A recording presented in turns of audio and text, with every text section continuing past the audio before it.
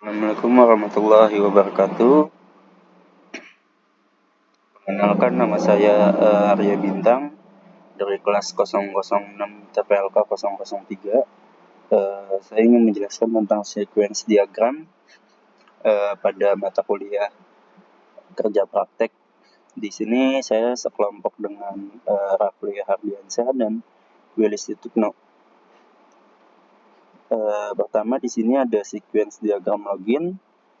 Pertama adalah proses login. Alur dimulai dari user yang mengakses halaman login, kemudian user memasukkan username dan password, kemudian data tersebut dikirim ke sistem melalui file proses login. Kemudian sistem melakukan pengecekan ke database user. Jika data sesuai, maka user berhasil login dan masuk ke sistem. Jika tidak, maka akan ditolak. Kemudian di sini ada sequence diagram kelola klien atau tambah klien.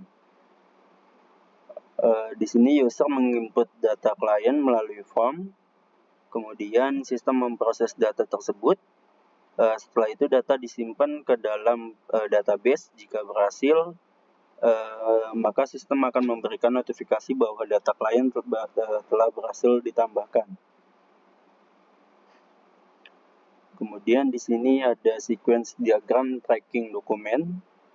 Pada bagian ini sistem digunakan untuk melakukan tracking dokumen.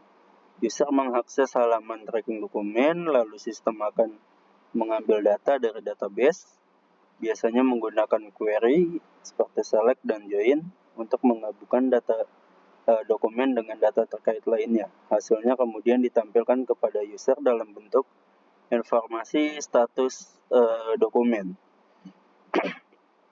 Kemudian sequence diagram lainnya yaitu catat komunikasi atau untuk follow up. Di sini user dapat menambahkan catatan komunikasi melalui sistem. Data tersebut diproses oleh sistem dan kemudian disimpan ke dalam database komunikasi. Dengan fitur ini, semua riwayat komunikasi dengan klien dapat terdokumentasi dengan baik sehingga tidak ada data yang tidak terfollow up. Kemudian di sini ada sequence diagram pipeline atau update status klien.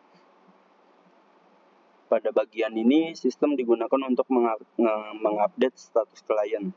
User memilih klien dan mengubah statusnya, misalnya dari proses awal ke tahap berikutnya. Kemudian sistem menyimpan perubahan tersebut ke database sehingga status klien selalu terupdate. Kemudian di sini ada sequence diagram untuk laporan dan ekspor Excel. Proses pembuatan laporan dan ekspor ke Excel, sistem mengambil data dari database seperti data klien, dokumen, dan komunikasi. Data tersebut kemudian diolah misalnya berdasarkan bulan atau jenis layanan. Setelah itu, sistem menghasilkan file laporan dalam bentuk Excel yang bisa diunduh oleh user.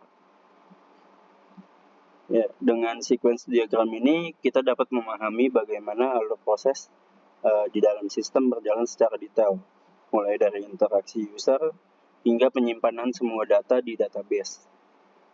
Diagram ini sangat penting dalam pengembangan sistem karena sangat membantu kita dalam mengembangkan atau memahami logika proses sebelum mengimplementasikan sistemnya.